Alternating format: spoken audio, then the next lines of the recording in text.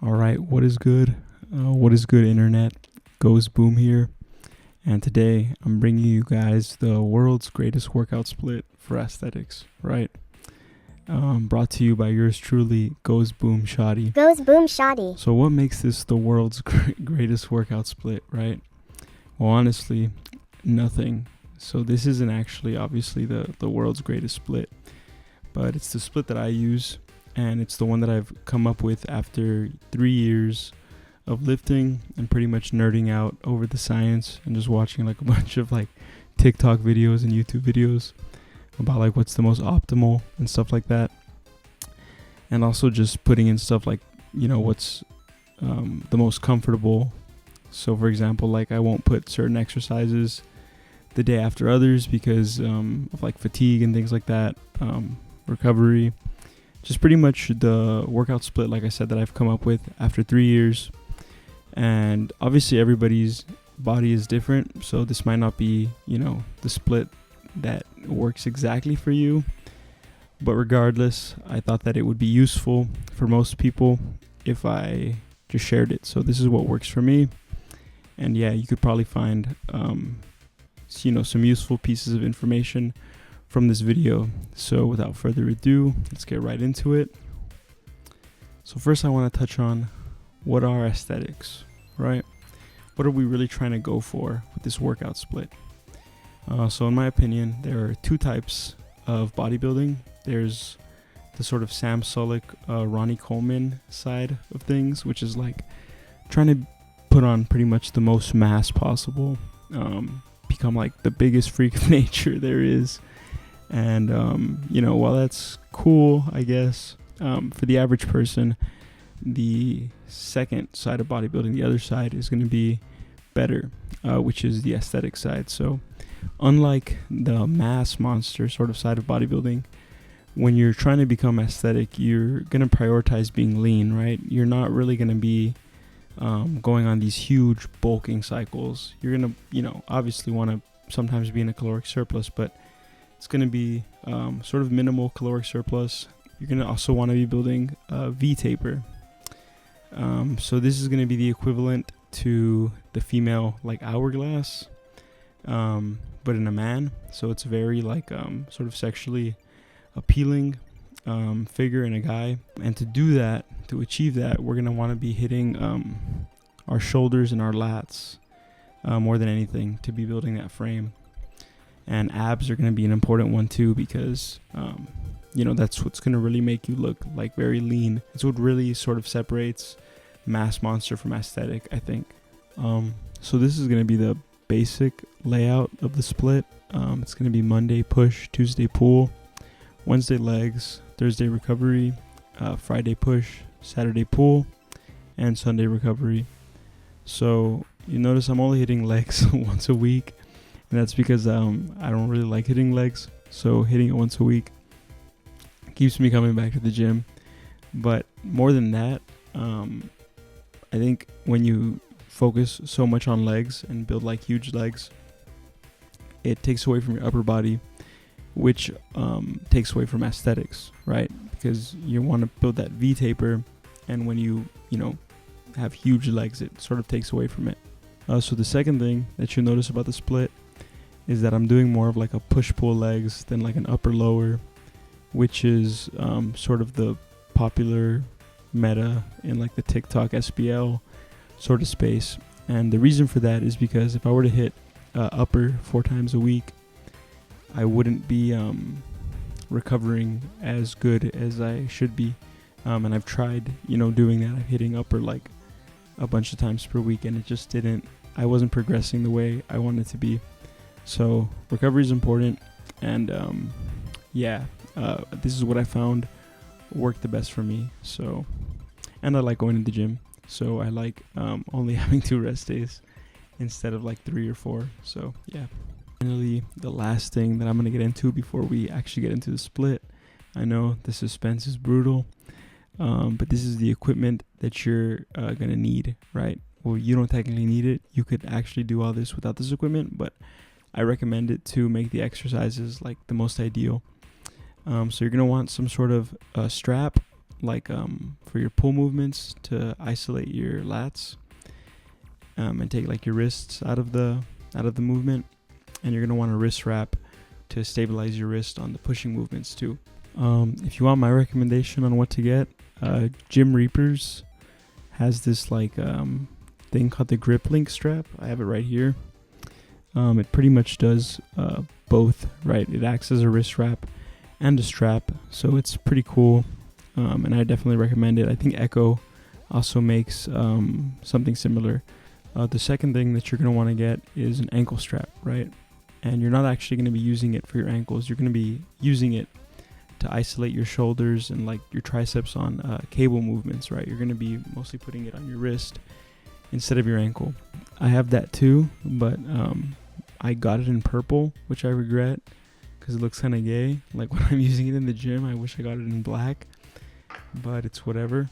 I'm going to get a new one from Gym Reapers soon. But yeah, I definitely recommend these two pieces of equipment if you want the workouts to be the most ideal. So without further ado, let's get into the actual split. So the first day of my workout split is going to be a push day.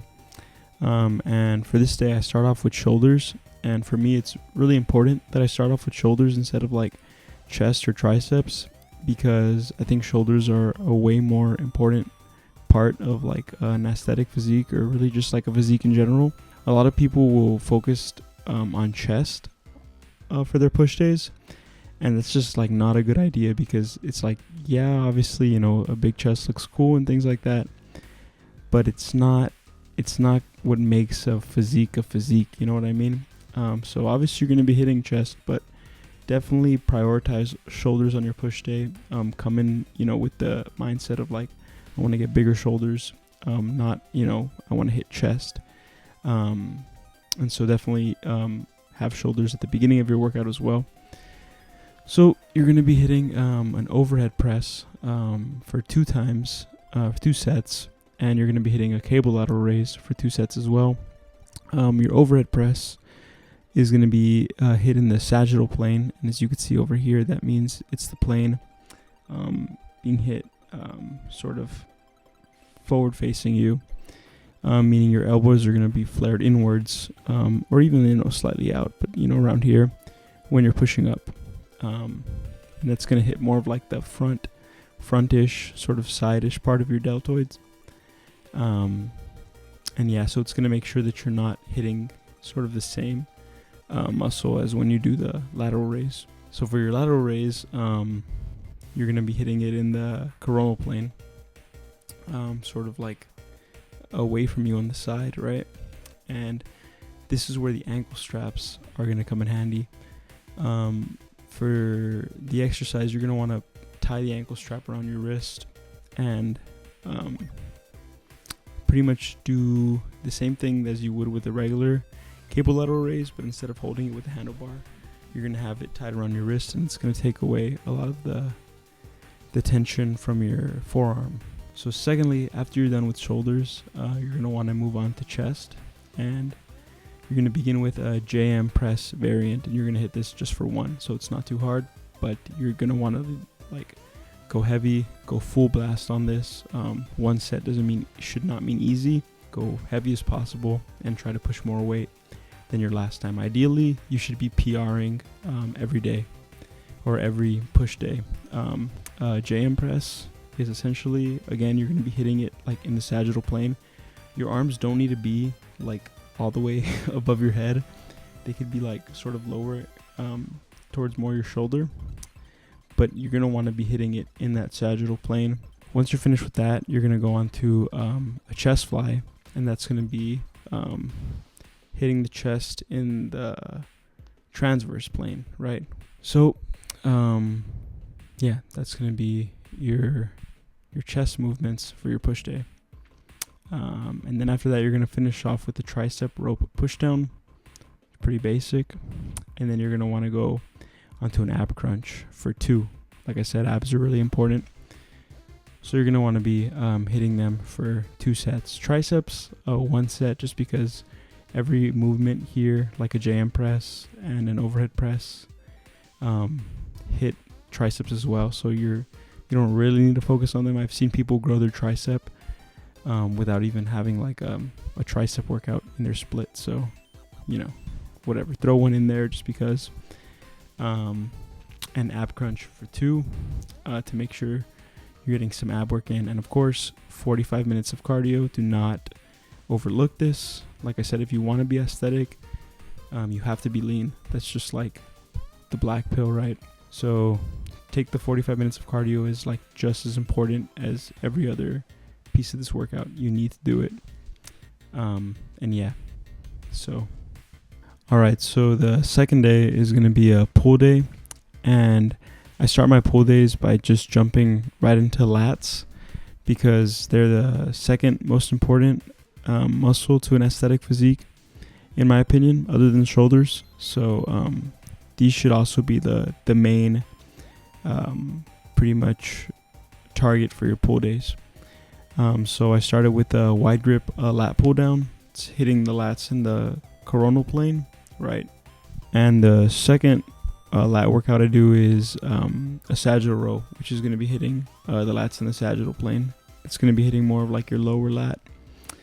And I'm going to hit those for 2 sets each, total of 4 sets. And I'm going to finish up my back with an upper back row, which this is not really hitting your lats that much. It's more hitting your like rhomboids and lower traps, things like that. But you still want that for an aesthetic back. But I'm only going to be hitting it for 1 as opposed to the other ones being 2. And also, if you don't know what a sagittal row is, it's going to be, like I said, hitting your back in the sagittal plane. So you're going to want to make sure your elbows are sort of flared in, pulling back like that. For the upper back row, you're going to want to hit that like in the transverse plane. You're going to want to make sure your arms are coming out sort of like this, like in like a rear delt fly, except you're sort of pulling, you know what I mean? And so after back, you're going to want to move on to biceps, which in my opinion are more important than triceps for aesthetics. So I'm going to be concentrating on them more than triceps. And for that, I'm going to be doing 2 sets of preacher curls. After that, I'm going to hit sort of an uncommon exercise for bicep, Newton supinations, which were popularized by Yo Talks on TikTok. And they're basically, you could I recommend you look up a YouTube or a TikTok video on how to do them because they'll explain them better than I could. But you're essentially twisting a cable like this. When I started training Newton supinations, I actually saw a lot of improvements in my biceps. So I don't really go for like a lot of the science-based lifting stuff, but certain things like that, and also the ankle straps for the wrist, for the cable lateral raise, things like that, I think are actually pretty useful. And at the end of your pull day, you're going to want to hit neck curls and reverse neck curls for 1 set. You could do them with a weight or without a weight. Just make sure you do them to failure. And you're going to want to do them actually with a lighter weight too. Neck is just important for overall aesthetics. It's also an overlooked muscle, but it is very important. So I recommend you hit it. And you're going to end it, of course, with the 45 minutes of cardio. So that's going to be your Tuesday. So for Wednesday, I'm going to be hitting legs. And I got rid of the face cam, by the way, because I just looked chopped. And yeah, so in case the huzz are watching. So for my leg day, I'm going to start it off with the squat variant. And I'm going to do that for 1 set, right? It doesn't really matter what squat variant you do, right? You could do like a regular traditional barbell squat or a leg press. I choose to do the leg press because I find it like a bit easier for me. But you could do either or. And you could also take it to a second set too if you want, but I prefer just 1 because I don't really care about growing my legs that much. So secondly, you're going to want to hit an RDL variant. And again, this one doesn't really matter which sort of RDL type you do. But I recommend personally using the Smith machine as your RDL variant because it's much easier to progressive overload than like a dumbbell or a regular barbell because that's going to be limited by your grip. So a Smith machine, RDL with straps, in my opinion, is going to be the best RDL variant, right? And for hip thrusts too, you're going to want to do it on the machine. Don't do it with like a barbell or a dumbbell, because the balance is always just like really off, and it just like feels terrible if you ask me. And then you're going to finish it off your leg day with a hamstring curl 1 time per leg, a quad extension 1 time per leg, and a calf raise, which is just 1 time. So yeah. And then also for your leg day, you're going to be hitting cable lateral raises 2 times per arm, so you can get more shoulder frequency within your programming, because like I said, shoulders are like the most important aspect of your physique, so you're going to want to make sure that you're hitting them very frequently. And then of course you're going to want to be doing the 45 minutes of cardio. So Thursday is going to be your recovery day. You're still going to want to get some exercise, just so you don't just like, sit down in your room all day and just eat a bunch of chips, just like ruin the rest of the week in a day. So I recommend getting like an hour of light cardio. You could just like take a brisk walk, whatever. You don't have to like go as intense as in your actual training days. And yeah, I also recommend like dieting today, since you're not going to be putting that much exertion. Like you're not going to be lifting that much weight. You don't need to eat a bunch of food, so it's going to help you get lean if you take your recovery days as a fasting days. So yeah, optional, you can go into the sauna or do some sort of stretching routine to help you with your recovery. And you could also just get creative with your recovery. You can get like some sort of massage, or like go to a spa or something, if that's your thing. Yeah, you can just get creative, maybe do like red light therapy, anything to help you recover. Basically the goal of your recovery day is going to be just resetting for the next 2 days, your push and pull day, just like resetting your body as much as possible, making sure you come in on those 2 days just like completely fresh, or as fresh as possible, right? So it's going to be the goal. And also, if you use sleep supplements sparingly, like for example, some people say you're not supposed to take melatonin like every day, so they say only use it certain days of the week. Today would be a good day to use the melatonin, so you can just make sure you have like a really good sleep, and like I said, reset your week for the programming days to come. One sleep supplement you could use, which I have, is called Somatomax. This thing is like a heavy hitter. This thing will like knock you out. But the thing is, don't be like me, who used it multiple days in a row, because it like messed up my sleep schedule for like a big while. So this could be like kind of dangerous, low key. But if you don't have any problems with sleeping, and you're disciplined enough to not take it every day, then this is like a really good thing you could take on these recovery days, to just sort of knock you out and help you like just get like an awesome sleep. So yeah. So for the rest of the week, you're literally just going to repeat the days. For Friday, you're going to repeat the push day, which was Monday. Saturday, you're going to repeat the pull day, which was Tuesday. And Sunday, you're going to repeat the recovery day, which was Thursday. So here are the frequencies, which is pretty much the amount that you're going to be hitting each muscle group throughout the week. So for shoulders and back, you're going to be hitting these the most at 10 sets per week. That's just a great, amount of sets for, optimal muscle growth, things like that. The second most common things you're going to be hitting throughout the week are your biceps and your chest, which is going to be 6 sets per week. Your chest is technically going to be 4 to 6 sets per week, but you could actually add like an extra set or 2 for each push day on your chest, and that'll bump you up to 6 sets per week easy if you just do an extra set for any 2 of the workouts that I programmed. So the third most frequent muscle groups you're going to be hitting throughout the week are your abs and your neck at 4 sets per week. Just like a good maintenance, amount. Obviously you don't want your neck to be like all huge either. So I put these at just like a smaller amount. And your abs, they get a lot of secondary recruitment from other workouts, like on your leg days or even like lat pull downs. Your abs get worked like all the time. People say that you don't even need to hit your abs for them to grow, which is like, I don't know how true that is, but either way, 4 sets per week, you should be good. And yeah, triceps, they also get like a bunch of secondary recruitment throughout your push days.